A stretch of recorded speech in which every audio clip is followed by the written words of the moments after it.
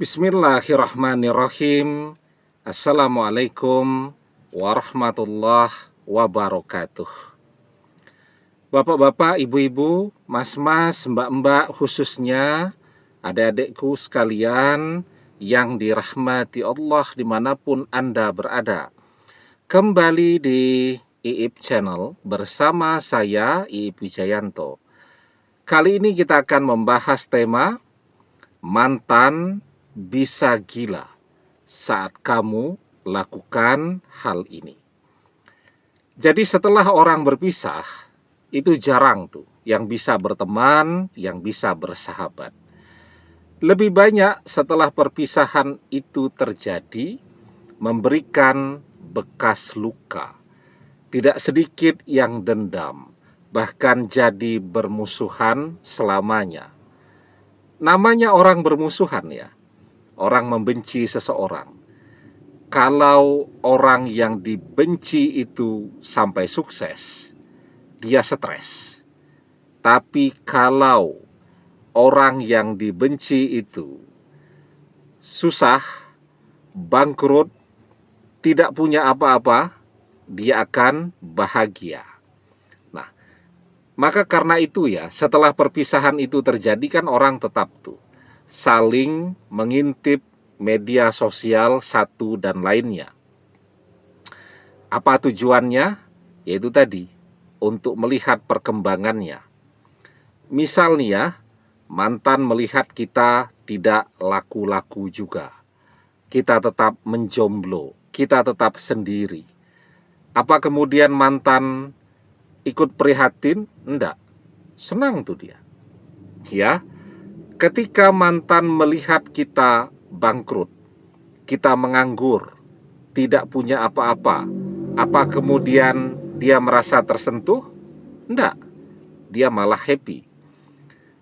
Apalagi ketika misal ada orang yang menggunakan strategi untuk menyentuh hati mantannya dengan cerita sakit ya. Kalaupun tidak sakit, pura-pura sakit dan seterusnya. Apa kemudian mantannya jadi tersentuh, kemudian telepon, datang ke rumah, bawa oleh-oleh, ya, mijet kaki dan seterusnya? Jawabannya tidak. Justru dia merasa beruntung ya.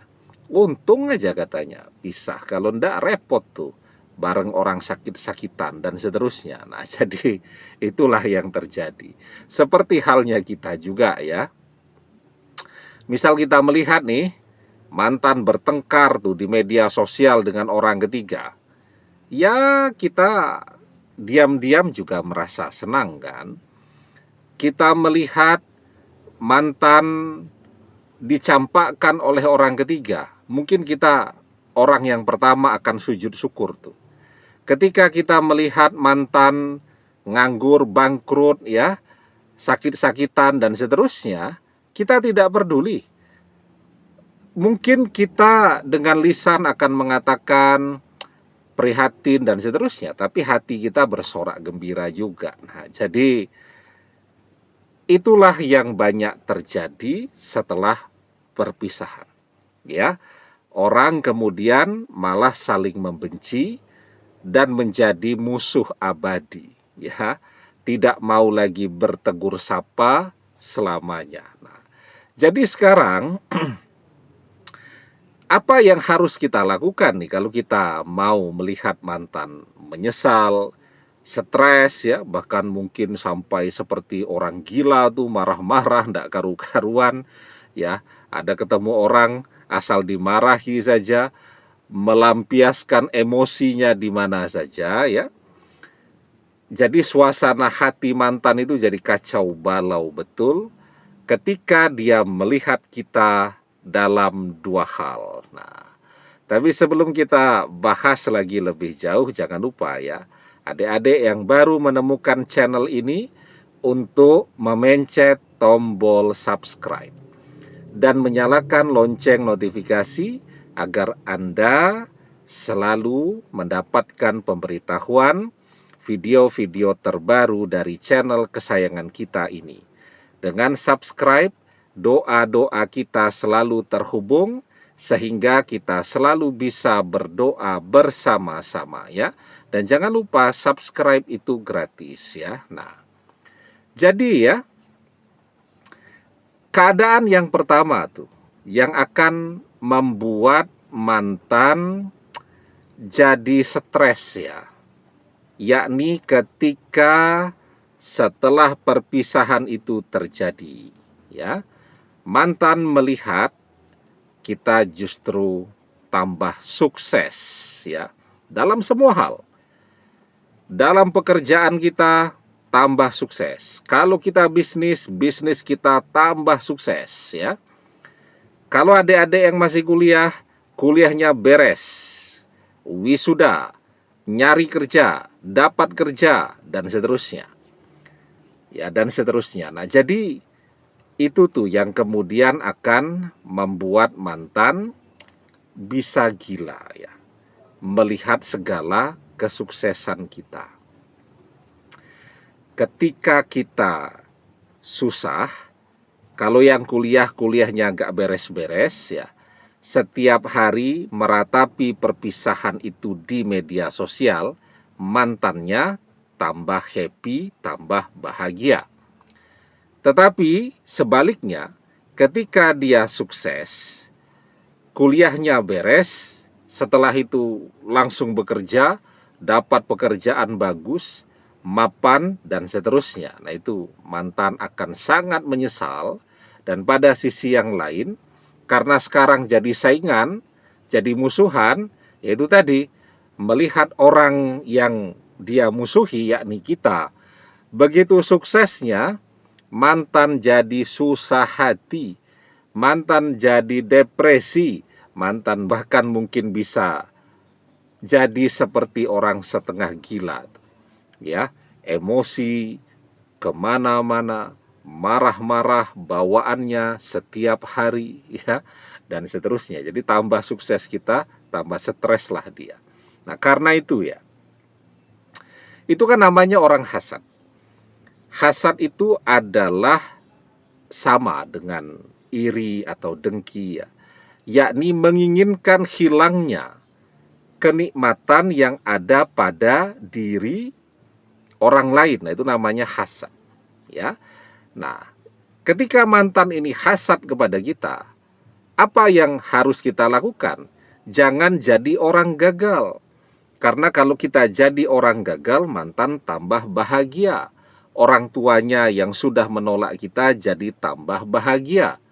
Tetapi ketika kita berhasil, disitulah mantan akan menjadi orang yang paling menderita.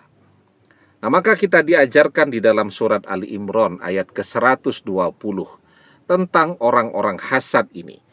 In tamsaskum hasanatun tasukhum wa in tusibkum sayyi'atu yafrahu biha.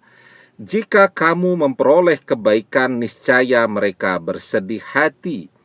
Tapi jika kamu mendapatkan kesusahan, mereka bergembira karenanya. Ya.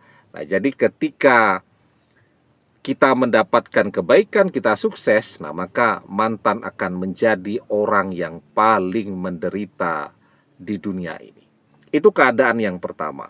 Ketika kita mapan, sukses, berhasil.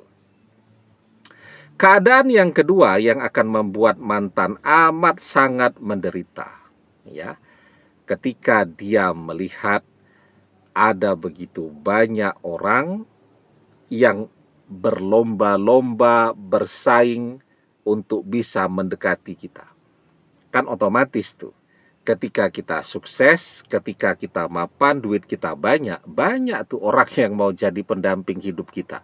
Coba tuh, kalau kita ndak punya apa-apa, kita nganggur, ndak punya tabungan, ndak punya warisan pula, ya, ndak ada tuh orang yang mau mendekati kita. Karena apa? Akan jadi beban untuk mereka, kan gitu. Nah, tapi ketika kita sukses, mapan, kita punya segalanya, dan seterusnya, banyak tuh orang yang akan berlomba-lomba untuk mendekat, pengen jadi pendamping hidup kita. Dunia itu seperti itu. Di mana ada gula, di situ ada semut. Di mana ada orang kaya, di situ ada manusia yang berduyun-duyun datang untuk mendapatkan manfaat. Ya. Nah, dan dia melihat ketika yang bersaing untuk mendapatkan cinta kita, bersaing untuk jadi pendamping hidup kita ini, levelnya di atas dia semua. Nah, itu dia bisa betul-betul jadi setengah gila tuh. Ya, antara menyesal, marah, kecewa, iri, dengki, dan seterusnya. Ya, jadi hatinya akan amat sangat lelah. Dan kita tidak ngapa-ngapain. Kita cukup fokus saja kepada kehidupan kita. Ya, kita tidak mikirin dia. Kita fokus menata hidup kita. Dan rumusnya tetap sama sampai kapanpun juga. Kalau manusia mau berusaha, insya Allah akan terbuka jalan keberhasilan untuknya. Wa alaysa lil insani illa masya'a. Dan bahwasanya seorang manusia tiada memperoleh selain apa yang telah diusahakannya. Demikian, semoga bermanfaat. Wallahu a'lam bissawab, billahi taufik wal hidayah. Assalamualaikum warahmatullahi wabarakatuh.